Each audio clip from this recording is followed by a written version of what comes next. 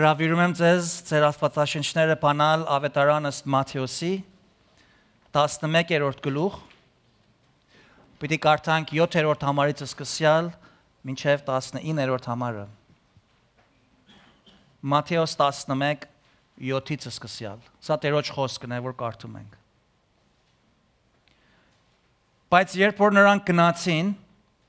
Հիսուսը սկսեց ժողովուրդներին ասել Հովհաննեսի համար. Ինչ տեսնելու դուրս գնացիք անապատը,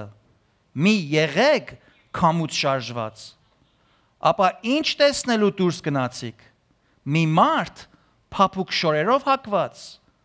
ահա փափուկ հագնողները թագավորների տներումն են, բայց ինչ տեսնելու դուրս գնացիք, մի մարգարե, այո, ասում եմ ձեզ, մարգարեից էլ ավելին, որովհետև սա այն է, որի համար գրված է. Ահա ես իմ հրեշտակը ուղարկում եմ քո երեսի առաջին, որ քո ճանապարհը քո առաջին պատրաստ է։ Ճշմարիտ ասում եմ ձեզ, կանանց ծնածների մեջ չի վերկացել Հովհաննես Մկրտչից մի մեծը, բայց երկնքի արքայության միջի փոքրը նրանից մեծ է։ Բայց Հովհաննես Մկրտչի օրերից մինչև հիմա երկնքի արքայությունը ուժով է առնվում, եւ ուժովները հափշտակում են նրան, որովհետև բոլոր մարգարեները եւ օրենքը մինչև Հովհաննեսը մարգարեացան։ Եվ եթե կամենում եք ընդունել, նա Եղիան է, որ գալու էր, ով որ լսելու ականջ ունի, թող լսե։ Բայց ում նմանեցնեմ այն ազգը,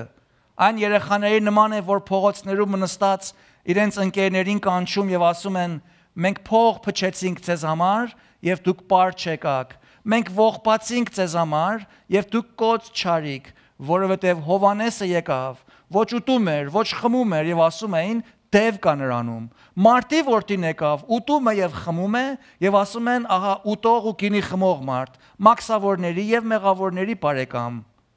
Եվ իմաստությունը արտարացավ իր որդիներիցը կամ պտղիցը։ Այսօր Տիրոջ շնորհքով նրա առաջնորդությամբ բնական համարների վրա հիմնված պիտի խոսենք մեծության ստորոգելիների մասին, որոնցմով Աստված է չափում մեզ, եւ այն ստորոգելիները, որոնցմով տեսնում ենք Հովհաննես Մկրտչի կյանքին, թե Աստված ինչպիսի նժարով, ինչ ստանդարտով է չափում մարդուս մեծությունը, who is the greatest of all։ 7-րդ համարից սկսյալ կարդում ենք. Երբ որ Հովհաննես Մկրտչի աշակերտները Հիսուսի մոտ եկան, հետո նրանից վերադարձան Հովհաննեսի մոտ, Տեր Հիսուսը ժողովուրդները, որ իր շուրջը հավաքվել էին, նրանց այսպես ասեց. Հովհաննեսի մասին էր խոսում. Ինչ տեսնելու եք դուրս գնացել անապատը։ Արդյոք մի եղեք տեսնելու եք գնացել։ Քամուցը շարժված։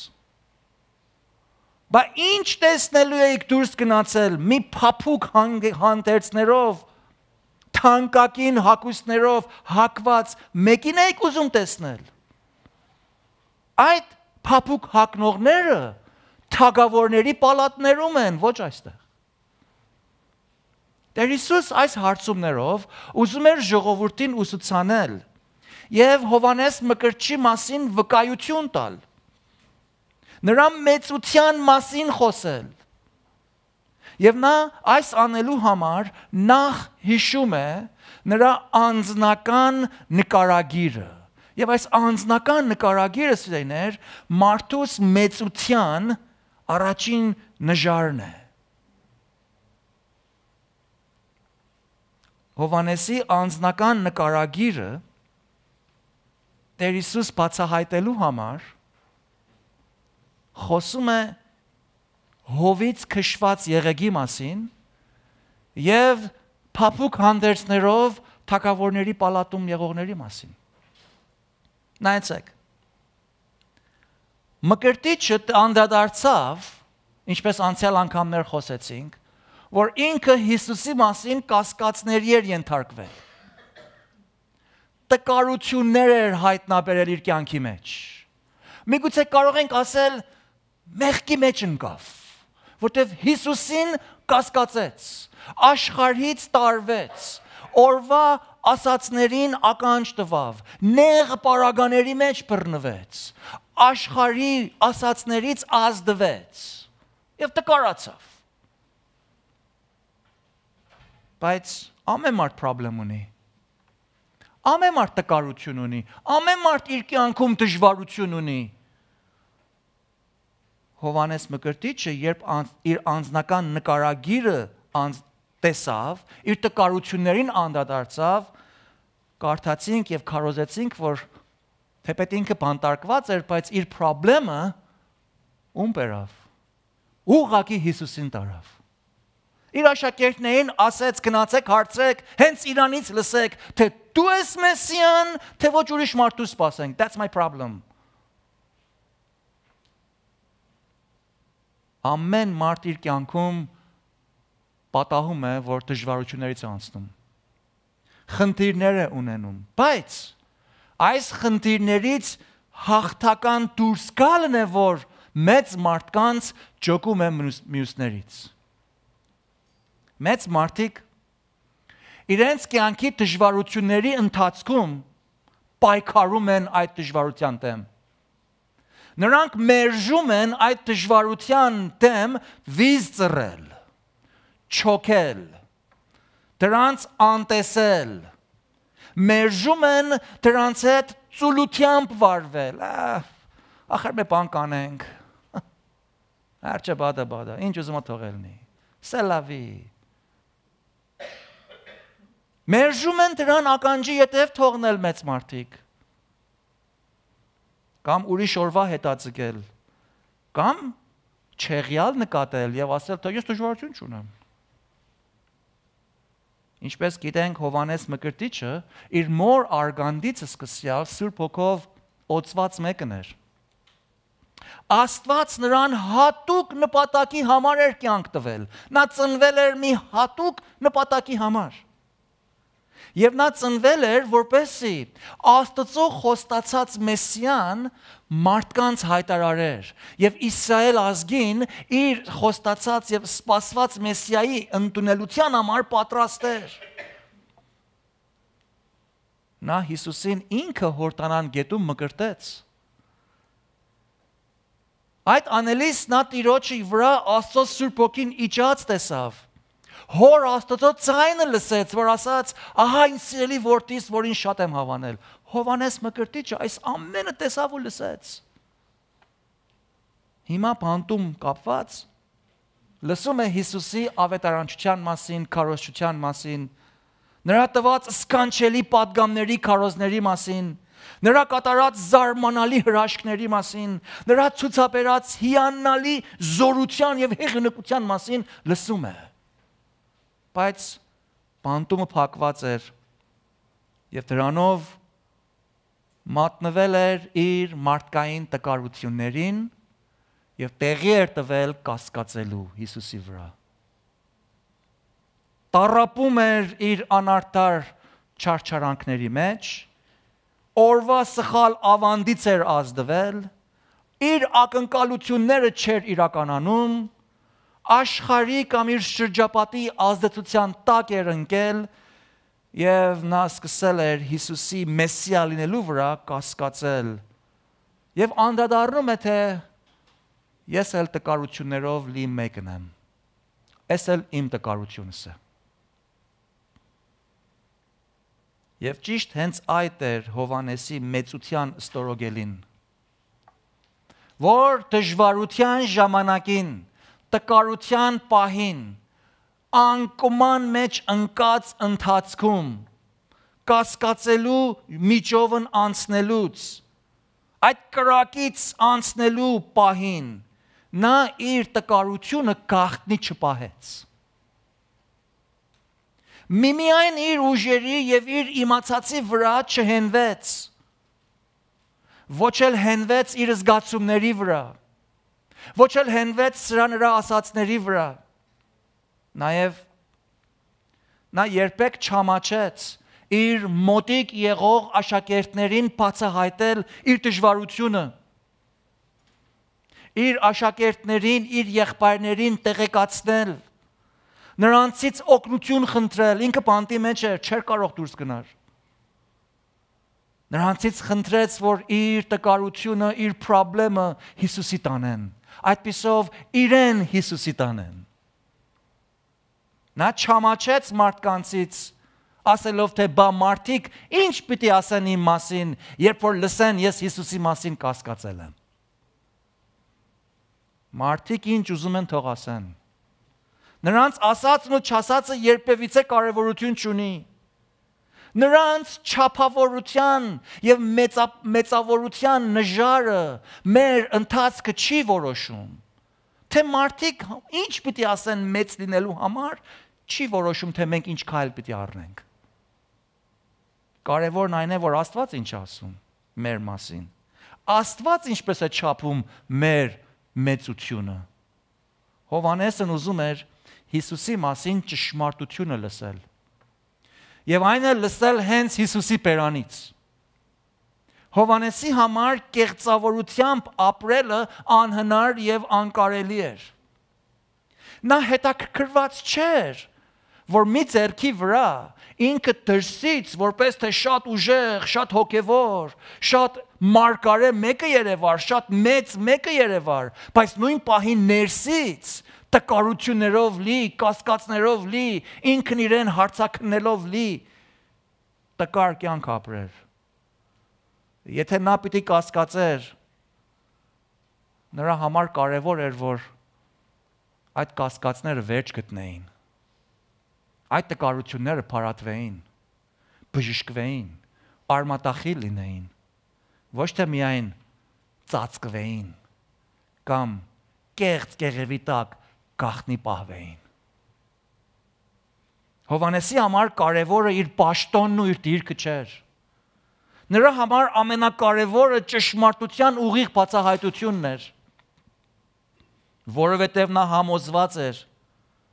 որ դա միայն ճշմարտությունն էր, որ նրան իր տկարությունների մեջ պիտի զորացներ։ Ճշմարտությունն էր, որ իր կասկածները պիտի փարատել տար։ Ճշմարտությունն էր, որ իր վախերը պիտի անհետացներ։ Իր դժվարությունների մեջ պայքարելու ուժ եւ զորություն պիտի տար եւ վերջապես ճշմարտությունն էր, որ իր վախերից հաղթահարելու կարողություն պիտի շնորհեր։ Հովաննու ավետարանի 8-րդ գլխի 31-րդ համարի մեջ Տեր Հիսուս այն հրյաները, ովքեր իրեն հավատացել էին, նրանց ասեց. Եթե դուք իմ խոսքիս մեջ կենաք, ճշմարտապես իմ աշակերտներն եք, եւ ճշմարտությունը կճանաչեք, եւ ճշմարտությունը ձեզ կազատի։ Պարագան նույնն է նաեւ մեզ համար, սիրելիներ։ Որպես հավատացյալներ, մենք մեր կյանքի մեջ երբեմն զանազան դժվար, նեղ, ցավեցնող ու պիտի ասել երբեմն էլ ամաչեցնող վիճակներից եւ պարագաներից ենք անցնում։ Բոլորս էլ ունենք այդպիսի պարագաներ։ Եթե չեք ունեցել, վստահեցնեմ ձեզ կունենաք։ Տերը մեզ այդպես վստահեցրեց։ Այսպիսի դժվար եւ նեղ դրությունները մեր մարդկային տկարություններն են բացահայտում։ Ու դրա պատճառով էլ մենք այսպիսի վիճակներից անց կենալիս սկսում ենք ամաչել։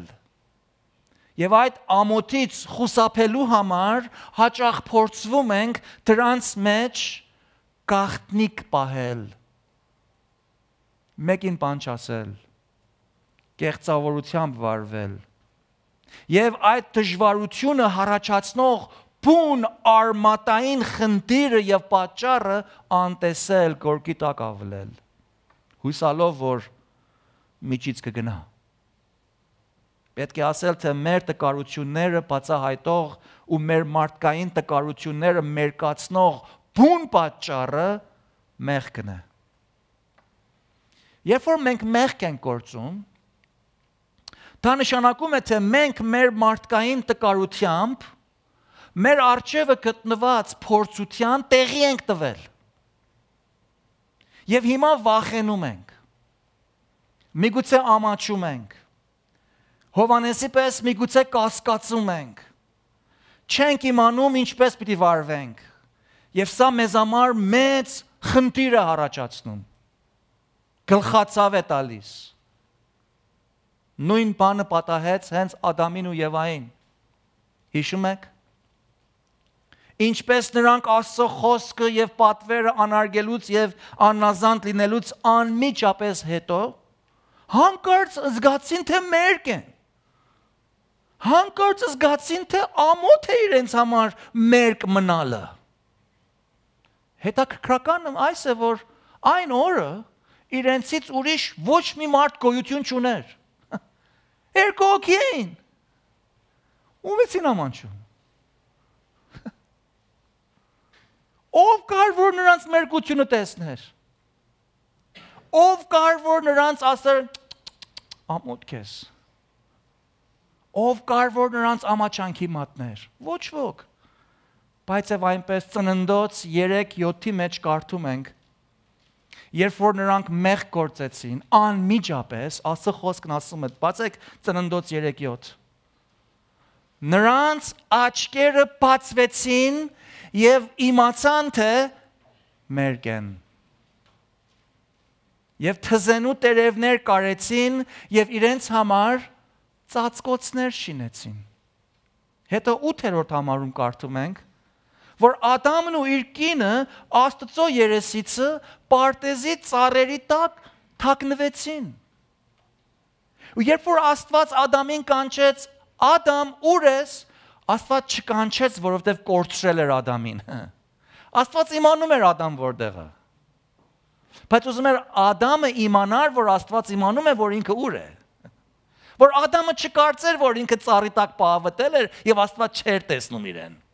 Տերևը Աստծո աչքը չի փակում սիրելիներ։ Ոչ էլ ծառը, ոչ էլ մութ տեղը, ոչ էլ մենակությունը, ոչ էլ օտար երկիրը, ոչ էլ ոչ մի բան։ Ոչ էլ քո անձնական սենյակը, ոչ էլ քո համբյուտերը, ոչ էլ ոչ մի բան, ոչ էլ ESC escape button-ը, որ քո համբյուտերի վրա է։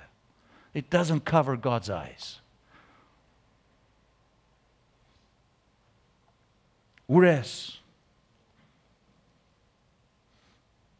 Գիտեք Ադամն ինչ ասաց։ Քո ձայնը լսեցի պարտեզումը եւ վախեցա։ Ինչու՞։ Ինչու՞ մորել որ վախենաս։ Բայց ինչի՞ ինչ հիմա չէիր վախենում։ Որովհետև մերկ էի։ Իրավ։ Բայց Ադամ, ով ասեց քեզ, որ դու մերկ ես։ Ինչու հանկարծ զգացիր, որ մերկ ես եւ ինչու հանկարծ զգացիր, որ մերկ լինելդ ամոթ է։ Ինչ եղավ, որ դրանից առաջ թեպետ նույն մարմնով մերկն էիր, բայց չէիր ամաչում, չէիր թաքնվում։ Հիմա այդ բանը լինելուց հետո միանգամից սկսել ես վախենալ, տկարանալ, կասկածել, ամաչել, ամոթ զգալ, դրա հետևանքով էլ գնացել ես սառի տակ պահավտել ես, կաղնվել ես, իբրև որ ծածկվես, փախնես։ Ինչու, որտեվ վախենում ես։ Ինչ եղավ Ադամ։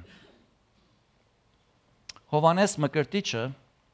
այսպես ապրելը մերժեց։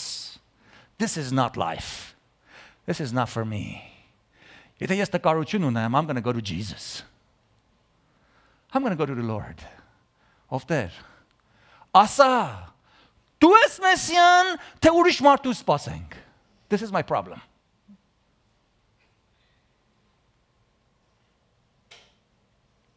Նա անմիջապես իր դժվարությունը հայտնաբերեց Տիրոջ։ Նույնիսկ երբ որ Տիրոջ մոտ լիցուն մարդ կար կանգնած։ He didn't care. Ով ուզում է լսի։ I need to know the truth. Նա նախընտրեց ներսով եւ դրսով լինել ողջամիտ integrity ճշմարտակյաց ճշմարիտ ապրող քան թե կեղծավոր արտակնապես հավատացող ներքնապես կասկածող նա նախընտրեց լինել զորեղ իմանալու թե իր տկարությունը ուր է նա եղավ քաջ դիմակրավելու իր վախն ու կասկածը։ Իսկ ինչ ես անում դու։ Երբ որ դու քեզ գտնում ես այսպիսի տկարություններից բխած ցավեցնող կյանքի պարագաներում, արդյոք Հովանեսի պես խոնարհված դիմում ես Աստծուն։ Դիմում ես լինել ողջամիտ, ճշմարտակյաց, անկեղծ, բացահայտ, թե ոչ Ադամի եւ Եվայի նման փորձում ես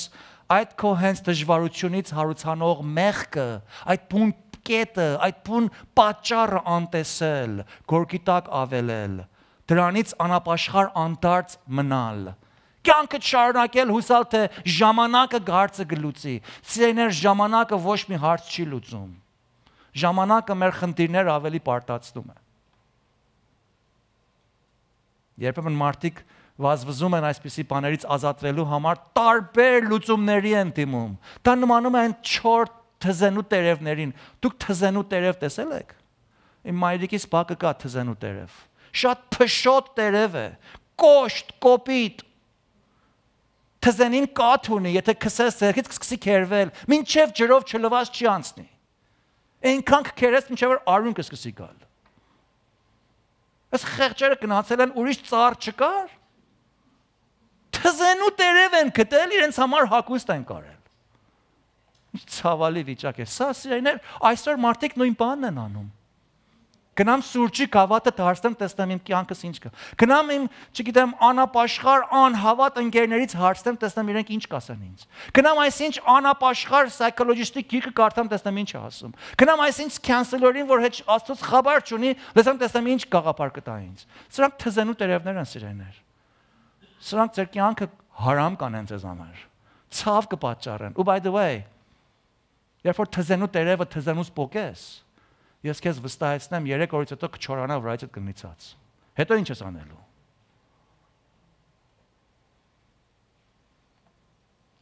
Ոչ Ադամը,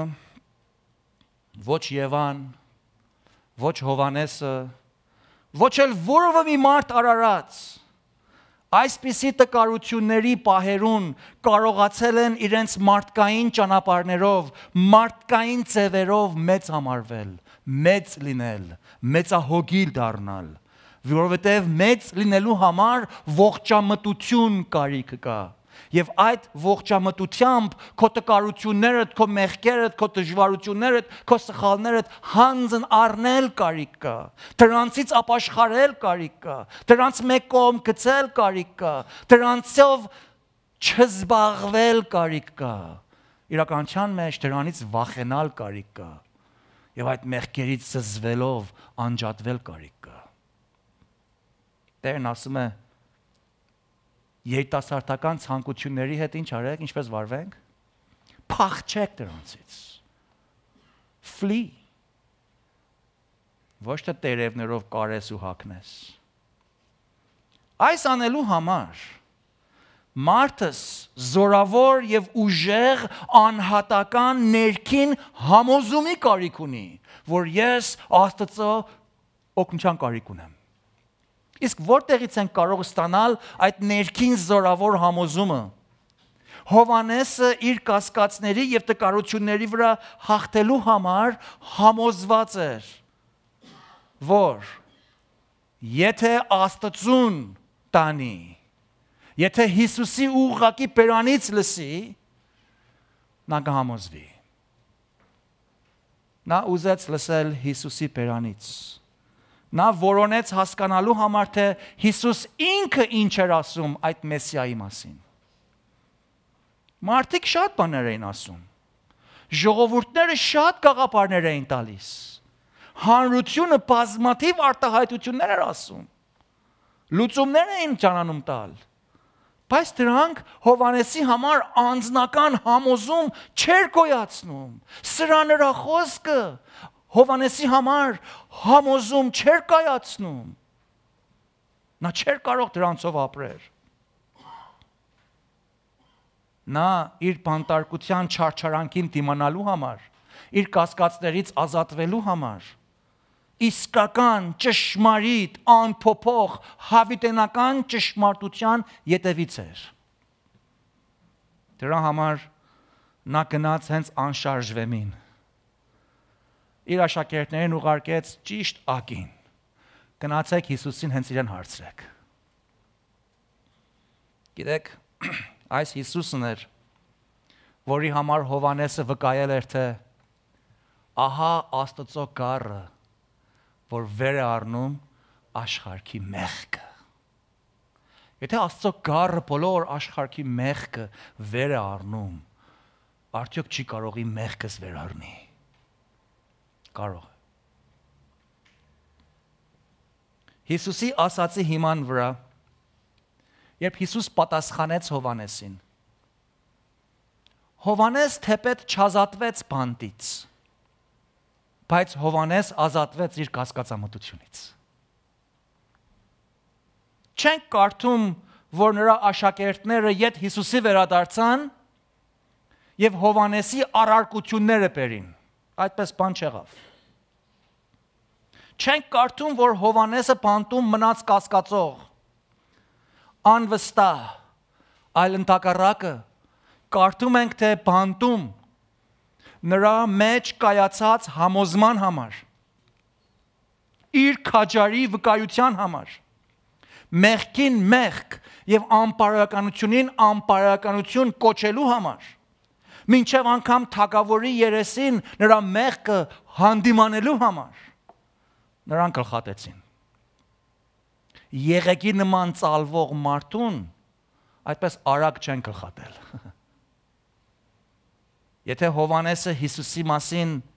նրա հիման, խոսքի հիման վրա սովորած աստվածաբանության հիման վրա պինդ չկանգներ, համոզում չունենար, եթե շարժվեր իր տեղից, եթե հանդուրժեր,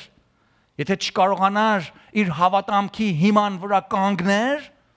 շատ հավանական է նրան չգլխատեին։ Բայց նա իր համոզման հիման վրա, մեծ լինելու այս ստորոգելի հիման վրա, իր կյանքը նաև զոհեց ճշմարտության սիրուն։ Դրա համար Տերը ժողովրդին հարց է տալիս. ինչպիսի մի մարդու տեսնելու եք գնացել անապատը։ Ինչ, կարծում եք, որ Հովանեսը քամուց ծռնվող, որ կողից որ քամին փչում է գլուխը դարձնող եղեգն է։ Դա եղեգներն են, որ քամին որ կողմից փչի, նրանք այդ կողմից կծռնվեն։ Քամու համեմատ կշարժվեն։ Իրենց զգացումների հիման վրա կապրեն։ Իրենց համոզումները իրենց մարդկային տեսանկյունի վրա են հիմնում։ Եղեգի նման ծալվող, անողնահար, անկայուն, փոփոխական, անվստահելի։ Նրանք, որոնք մեղքին այլևս մեղք չեն կոչում, մեղքին կոչում են հիվանդություն, մոլություն։ Բա որ մեղքին մոլություն կոչես, մեղքին հիվանդություն կոչես, այլևս ապաշխարելու կարիք չի լինել դրանից ազատվելու համար։ Այլևս դարձի գալու կարիք չես ունենալ, պարզապես թերապիա կարիք ունես, բուժում կարիք ունես։ Սրանք եղեգի նման ծալվող մարդիկ են, անհամոզումով ապրող մարդիկ են։ Բայց երբ մեղքին ասում ենք մեղք, այն ժամանակ մեղավորը ուզի պիտի դարձի կա ապաշխարի մեկ կողմ ցկի, որպեսզի Աստծուց շնորհք ստանա։ Իսկ Հովանեսը եղեգ չէր։ Նրա համոզումները Հորդանան գետի ափերին աճող եղեգներին նման քամուց չէին ծալվում։ Նրա համոզումները հաստատ եւ ամուր ծառի պես էին, որ տնկված էր ճշմարտության գետերի ափերումը։ Աստծո անխոսքի անփոփոխ հիմքի վրա հիմնված խոր արմատներով ծառ էր Հովանես Մկրտիչը։ Նրա համոզումները հաստատված էին Աստծո խոսքի ճշմարտության վրա, Աստծո խոստումների վրա, Մեսիայի խոստման վրա։ Հարց տամ քեզ։ Դու որտեղից ես ստանում քո ներքին անհատական համոզումներդ։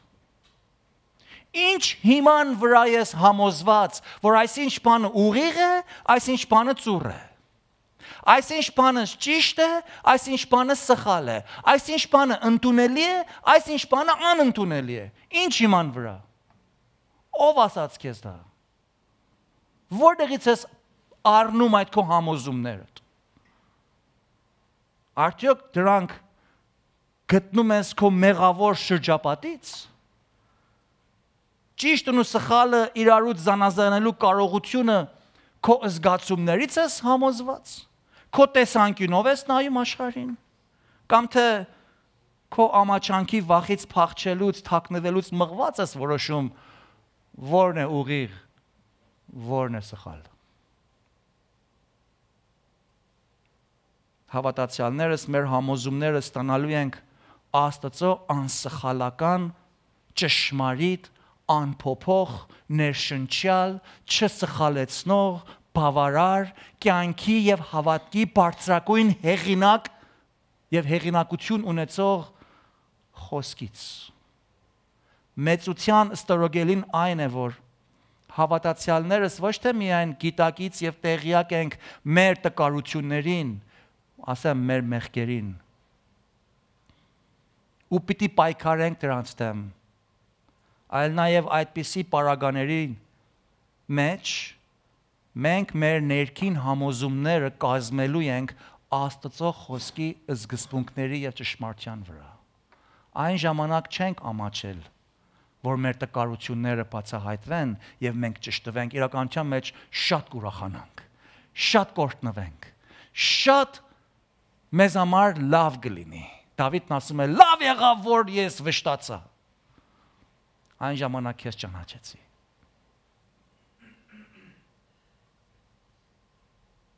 Մենք երբ մեր ներքին պարագաներ, համոզումները Աստծո խոսքի վրա հիմնենք, Աստծո խոսքից ուղղություն ստանանք, Աստծո խոսքին վստահենք, Աստծո խոսքի համաձայն ապրենք, վարվենք, խոսենք, շարժվենք, անենք։ Նայեցեք Դավիթն ինչ է ասում, ինչ կլինի։ Դարձեք 119-րդ Սաղմոս առաջին համար, Psalm 119 verse 1. This is important verse. Երանելի են, այսինքն օրհնված են. They are more than joyous.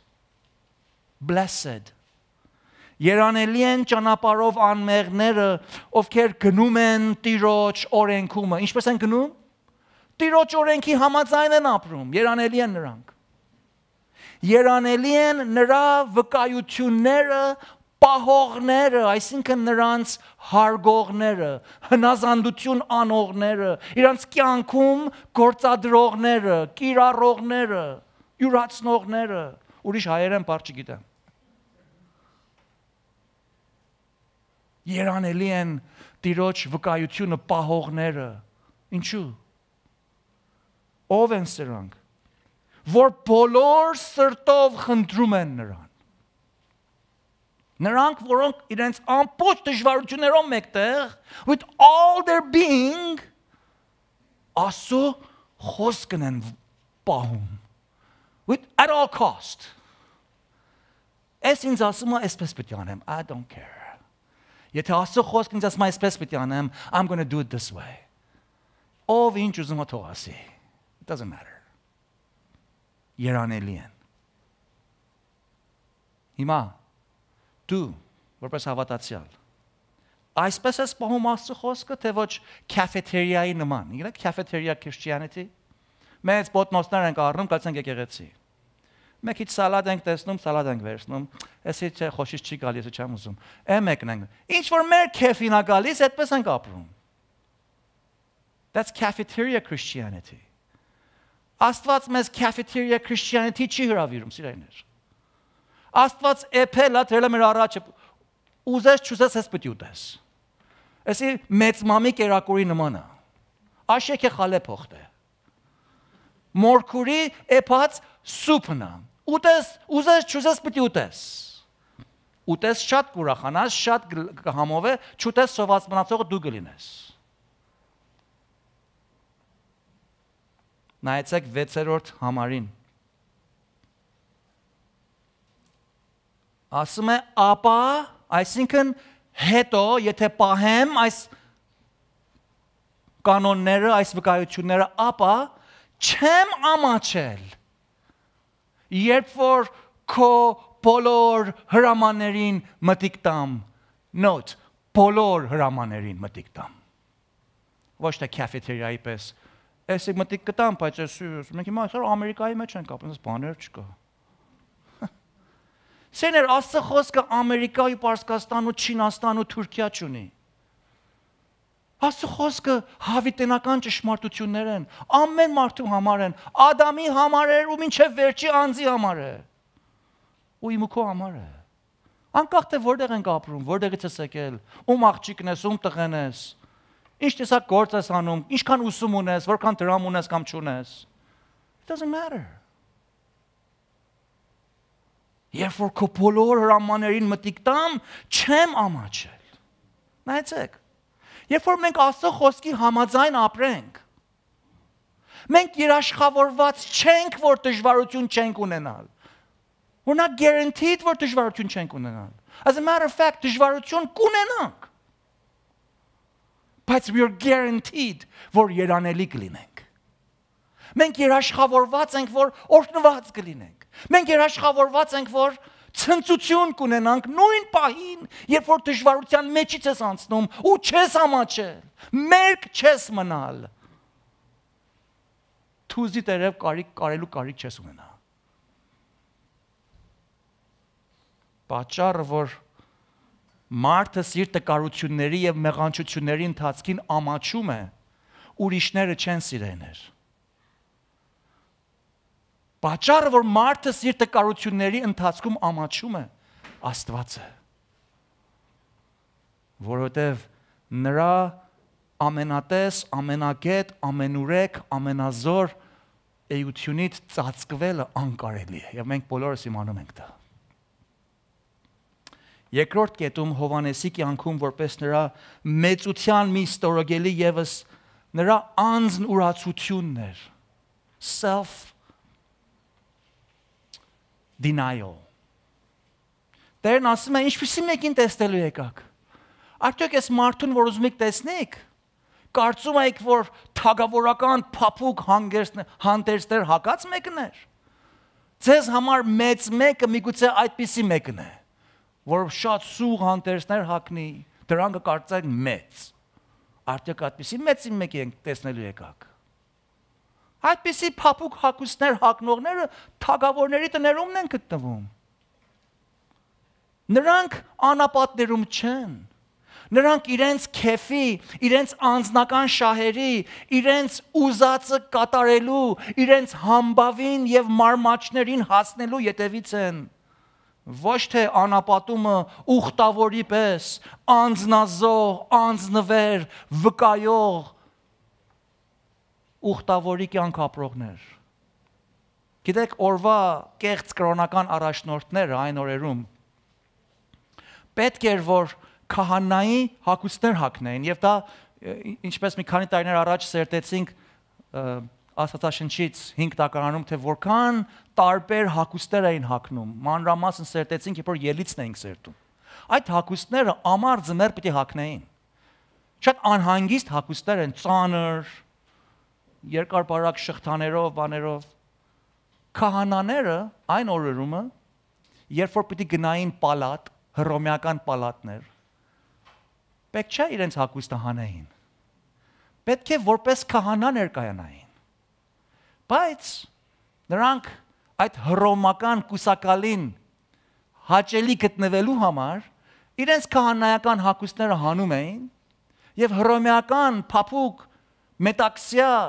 հագուստներ էին հագնում եւ այդպես էին ներկայանում թագավորին, որպեսզի թագավորի հաճությունը շահեն։ Մի խոսքով կեղծավորություն էին անում։ Տերն ասում է դուք այդպիսի առաջնորդ տեսնելու եկաք։ Ոչ։ Հովանեսը ոչ թե միայն ներքնապես անկեղծ եւ ողջամիտ էր, նա նաեւ արտաքնապես առողջամիտ եւ ճշմարտախոս էր։ Նա ամենօրյա իր հագուստները չէր փոխում, պալատական հագուստ չէր հագնում, կեղծավորություն չէր անում, օրվա համեմատ իր արտաքինը չէր փոխում։ Դա կեղծ առաջնորդների արարքներն էին,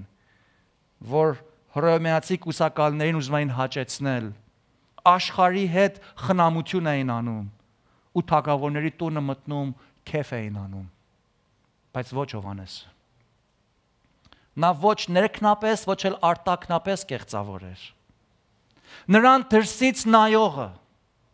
եւ ներսից նրա ձայնը լսողը նույն Հովհաննեսին էր տեսնում ու լսում։ Նրա ներքին համոզումներին ծանոթը ու դրսից նրա հագուստին հագնողը նույն պատկերն էր պատկերացնում իր մտքի մեջ Հովհաննեսի մասին։ Աստվածաշունչն ասում է, թե Հովհաննեսը մենակյաց կյանք էր ապրում, անապատներում ներբնակվում։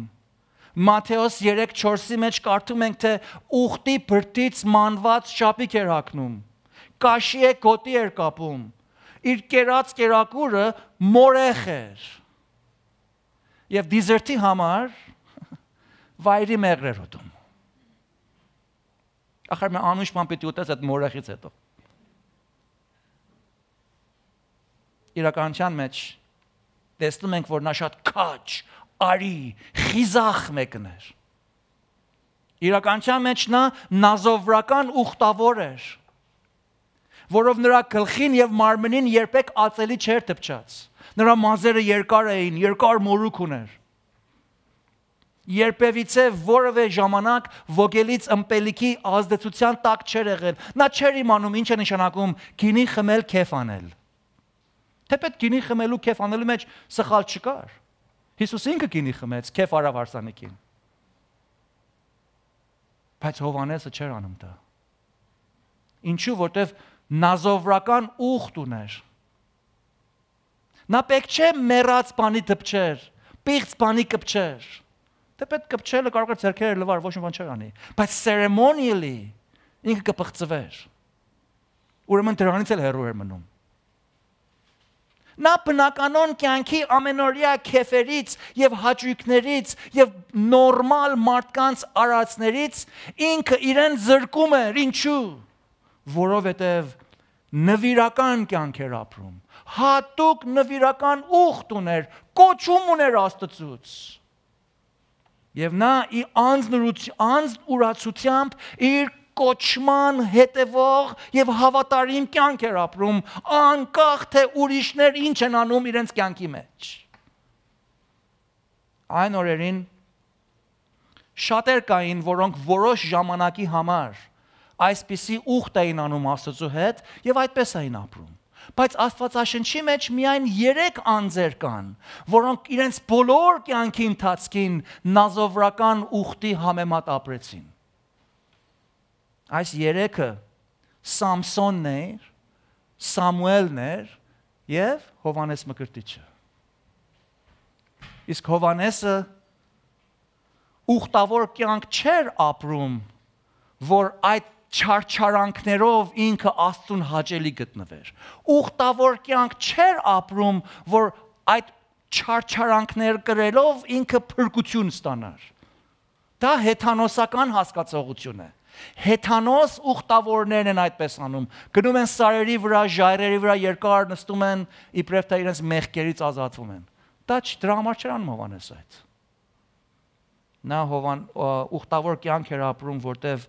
դա իր կյանքի համար Աստծո կոչն էր եւ այդ կոչին հնազանդ կյանք էր ապրում։ Ամուր համոզումներով էր ապրում։ Եվ եթե դա նշանակում էր, որ միայն ամենահասարակ շաբիկը պիտի հագներ, ամենահասարակ գոտին պիտի կապեր, ամենահետնկած կերակուրը պիտի ուտեր, նա կաներ այդ ճիշտ այդպես եւ անում էր այդպես։ Եթե դա նշանակում էր, որ երբևիցե պիտի չածիլվեր, մաքրվեր, երբեք գինի պիտի չխմեր, երբեք ուրախության քեֆի համը պիտի չստանար իր կյանքում, դա իր համար խնդիր չէր։ Նա համոզված էր ապրել իր կոչի համեմատ եւ վազ անցնել այդ բոլորից, որովհետեւ նրա քեֆը Աստծուն հնազանդություն անելն էր։ Նա լավ հասկացել էր, թե երկրավոր կյանքի նպատակը սիրելիներ, լավ քեֆ անել, ամեն բանի թագավորականը եւ փափուկը ունենալ եւ կյանքում ամեն բանի բարձրագույնին հասնելը չի։ Դա չի մեր կյանքի նպատակը։ Մենք չենք ծնվել, որ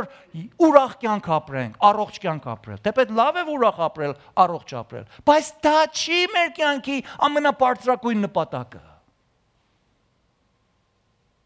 Այդ կյանքի բարձրագույն նպատակը Աստծո կոչի համեմատ, Աստծո կամքի համեմատ, Աստծուն հաճելի, նրա խոսքին հնազանդ կյանք ապրելն է։ Նույնիսկ երբ անպատճառ դա մեզանից կպահանջի, որ մենք ապրենք որոշ բաներից վազանցած, որոշ անձնիվերությամբ, որոշ զոհողություններ անելով, խոնարհությամբ, ամենքի ծառան, ամենից հետին սեպված լինելով հանդերձ։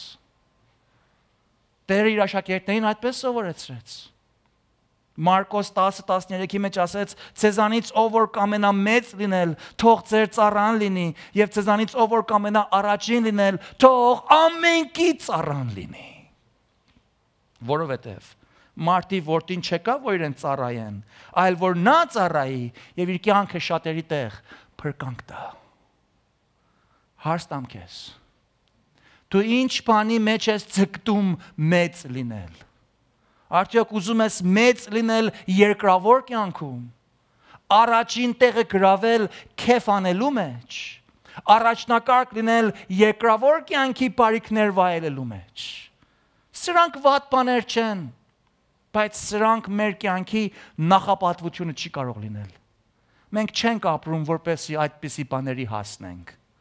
Մենք չենք ապրում, որ մի օր Հիսուսի խոսքերով, փափուկ հագուստերով գտնվենք, թագավորների պալատներում հայտնվենք,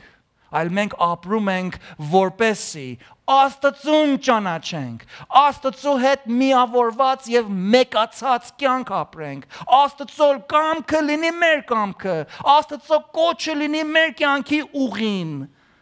եւ Աստծո հաճությունը լինի մեր հաճությունն ու քեֆը։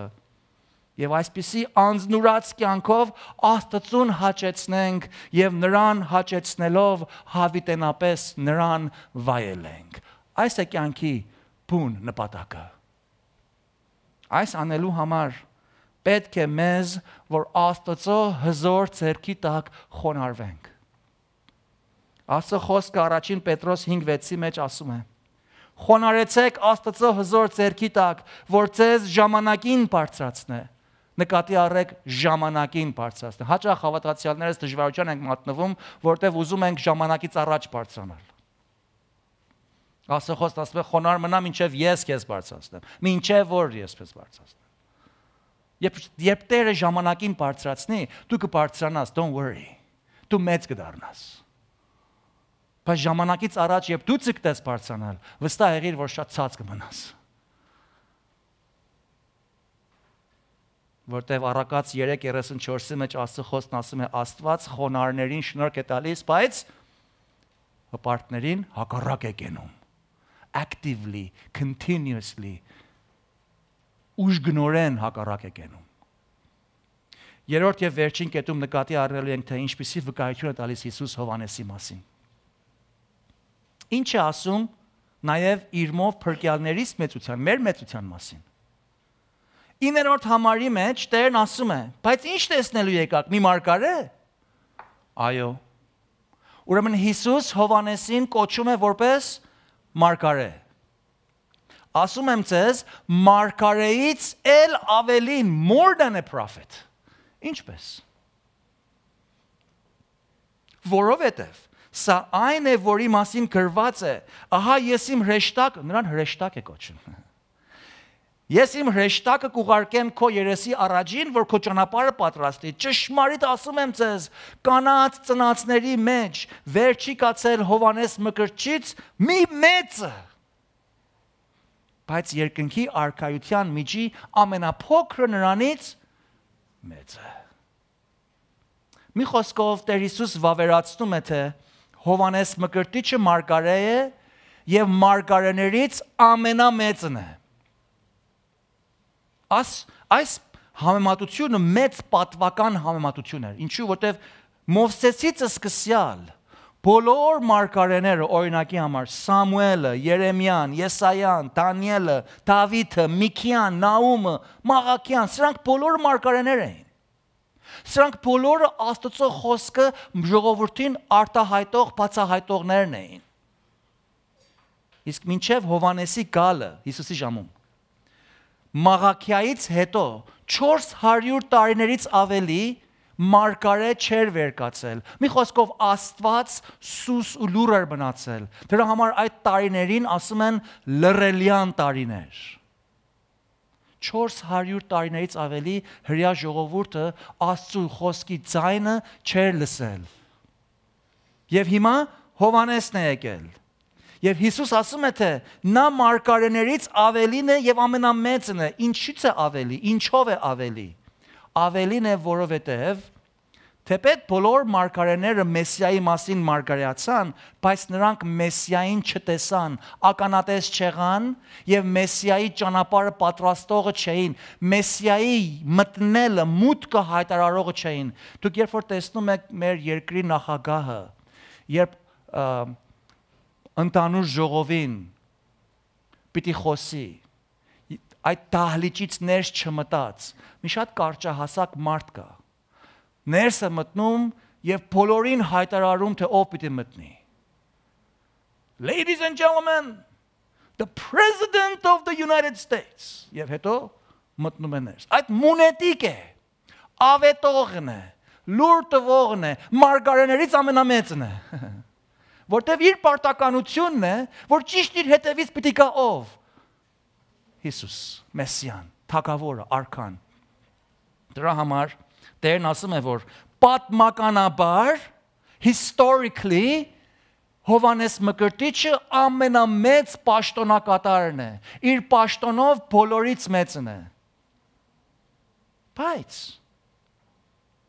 հետո Հիսուս ասում է, թե երկնքի արկայության միջի ամենափոքրը Հովանեսից ավելի մեծ է։ Այս ասելով Տերը Հովանեսի մեծությունը չի նվաստեցնում։ Նրա այդ բալոնը չի պայթեցնում մեր խոսքով։ Նրան մեծ պահում է։ Բայց ասում է երկնքի արքայության մեջի ամենափոքրը Հովանեսից ավելի մեծ է։ Ինչ է նշանակում սա։ Այս համարի ուղիղ մեկնությունը այն չի, որ երբ որ գնանք երկինք, երկնքում ամենահետինը Հովանեսից ավելի կարևոր մեկն է։ Ոչ, այդ չի նշանակում։ Շատերը այդպես են մեկնաբանում։ That is not true։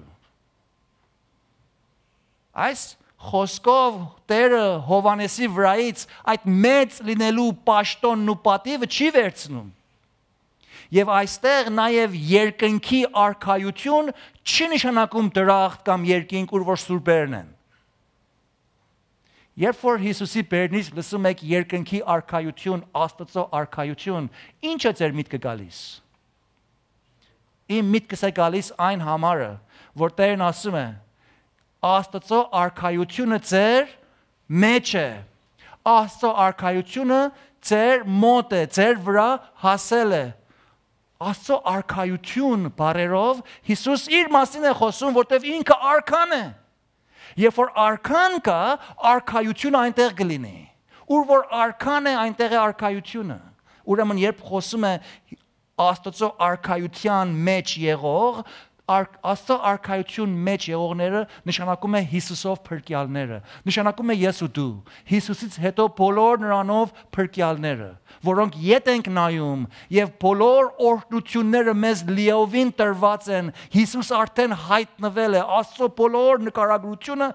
բավարար եւ լիովին մեզ հայտնվել է որպես Աստծո արքայությունը։ Ուրեմն Տերն ասում է.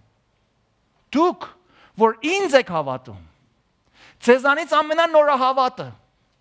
ձեզանից ամենատկարը, ձեզանից ամենափոքրը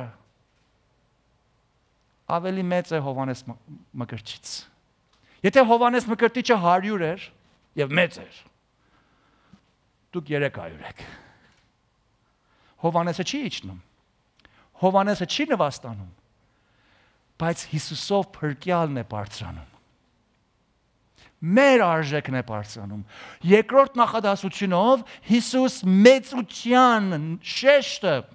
Հովանեսից հանում է, դնում է փրկյալների վրա, որովհետև փրկյալները իր մով են փրկվում, ոչ թե Հովանեսով։ Սյունը մեր մեծությունը Հիսուսի մեջ է։ Մեր մեծությունը Հիսուսով մեր փրկության մեջ է։ Հիսուսով փրկվածները, Հիսուսին ճանաչողները, Հիսուսին հավատացողները, Հիսուսին վստահողները երկնքի արքայությունում եղողներն են։ Եվ մեզանից ամենահետինը, որ Հովանեսը շատ մեծ էր, դրա մեծությունից ավելի մեծ ենք։ Ինչու, որովհետև մենք Հիսուսին տեսանք Աստծո լրիվ բացահայտ խոսքի մեջ։ Հովանեսը Հիսուսի մասին երկրորդ ձեռքի information ուներ։ Մենք առաջին ձեռքի information ունենք, այն էլ լրիվ բացահայտ բոլոր օրհնություններով, բոլոր հայտնություններով մեր առջևը դրված։ Շատ ավելի կատարյալ, շատ ավելի հստակ։ Ամենամեծ մարգարեից ավելի օրհնված ենք մենք։ Ուրեմն արքային տեսնողը, արքային լսողը, երկնքի արքային շոշափողը, երկնքի արքայի ամբողջ լրիվ բացահայտված կամքը, կարդացողն ու հասկացողն ու հավատացողը բոլոր հին ուխտի մարգարեներից ամենամեծ մարգարեից ավելի մեծ է։ Հիմա հարց տամ քեզ։ Տեսնում ես, թե դու որպես հավատացյալ որքան արժեքավոր ես Աստծո աչքի առաջին։ Որովհետև նրա զավակն ես։ Ոչ թե որովհետև շատ տաղանդավոր ես, միգուցե տաղանդավոր ես։ Ոչ թե որովհետև շատ ունևոր ես, միգուցե ունևոր ես, շատ հայտնի մեկն ես, that's fine։ Բայց դրա համար չի, որ մենք մեծ ենք։ Նրա համար է, որ մենք Հիսուսի մեջ ենք, Հիսուսի միջոցով, Աստծո շնորհքով, հավատքի խողովակով, Աստծո խոսքի հիման վրա, Տերոջ փառքի համար մենք փրկված ենք Հիսուսով։ Եվ դրա համար մենք մեծ ենք։ Մեծության ամենամեծ ստորոգելին այն է, որ մեկը Հիսուսով փրկված լինի։ Նրա արյունով մեղքերից լվացված լինի։ Նրա ուղղարությամբ հավիտենական կյանքի համար արժանացած լինի։